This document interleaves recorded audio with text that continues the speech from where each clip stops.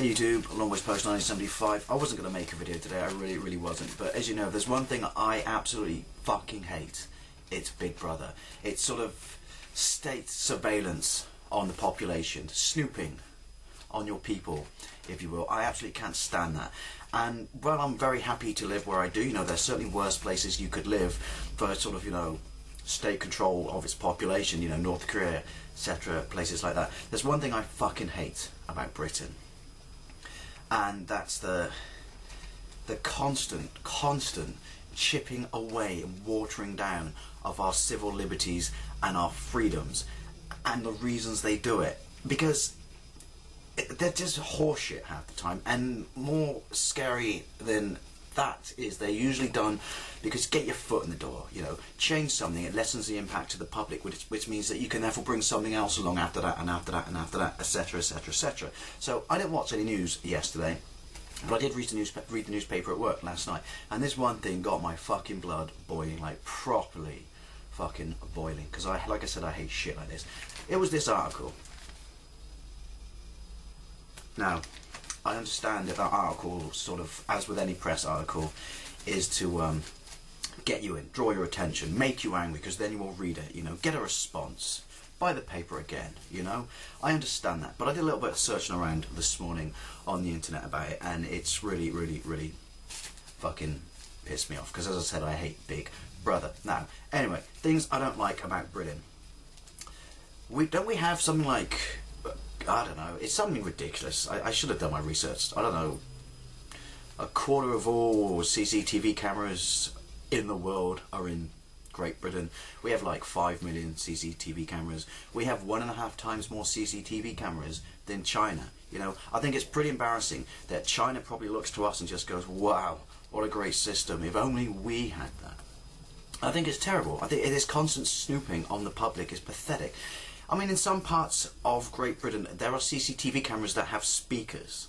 And if they see someone littering or drop a fag butt or whatever, they will say, pick it up, pick it up. May sound nice on paper, may sound like, you know, keep Britain tidy. It's fucking George Orwell stuff. It really is George Orwell stuff. It's scary because, as I've always said on stuff like this, you start off like this, where will it end up? Where will it end up? Now, the GCHQ Intelligence Agency and the government are proposing changes to the legislation on how they access sort of your emails, your text messages, your sort of internet history.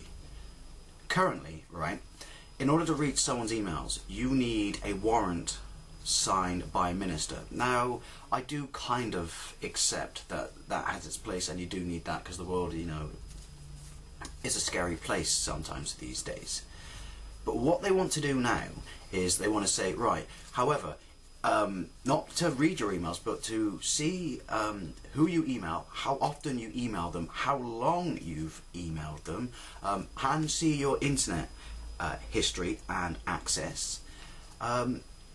You don't need a warrant anymore. That's what this legislation change will do. Also, they want to make it so that they can contact your service provider, and your service provider has to give them your communications in real time. I mean, if that's not proper scary snooping, I don't know what is. Now, you're probably saying, well, it makes sense, you know. It's a scary world. And they say, whenever they try and do something like this, we're doing this to protect the public and stop terrorism. They always bring out the terrorism boogeyman. I accept that terrorism exists. But they constantly, every time they want to tweak the law or do something, it's always terrorism. We're doing this for you. But how many times when they do these things for you, do they suddenly become open for abuse? Do they start getting used for other things? A good example of this was when they changed the surveillance laws a while back.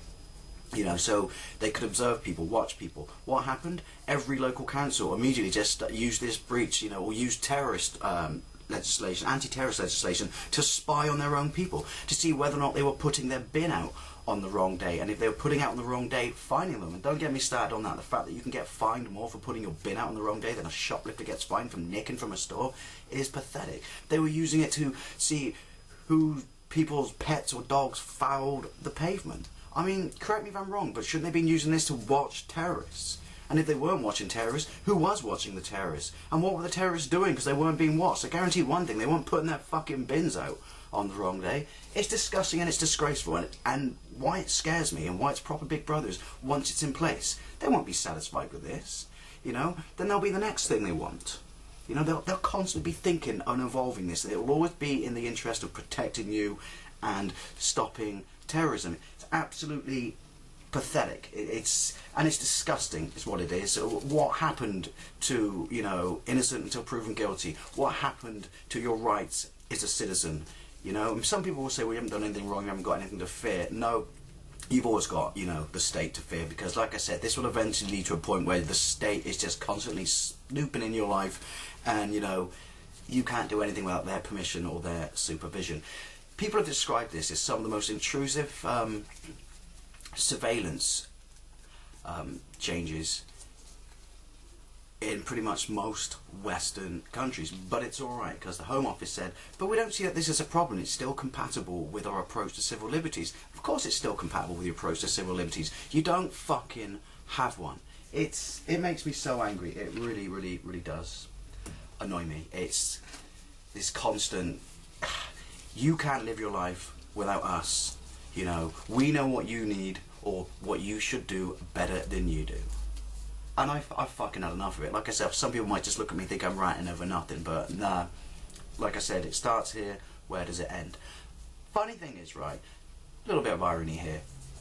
You know, they're chipping away at our civil liberties, you know. We're getting less and less every day. And where we'll end up, it's scary. However, at the same time, our foreign policy is constantly sending us to fight in other countries, to, you know, tackle dictatorships in Afghanistan, Iraq, Libya, because, you know, we want to topple this dictatorship. We want to provide freedom, you know, to the people. We want to give them their civil liberties. You know, this is in the interest of them. You know, hooray for freedom, but at the same time, quietly in our own backyard, we're chipping away at ours. It's fucking bullshit is what it is. It's fucking bullshit. Big Brother is watching you, and fucking Big Brother's watching you more and more every day. But it's alright. Big Brother's watching you because the chances are you're a terrorist and you don't even know it. Anyway, just my thoughts. What are yours? I'll see you later.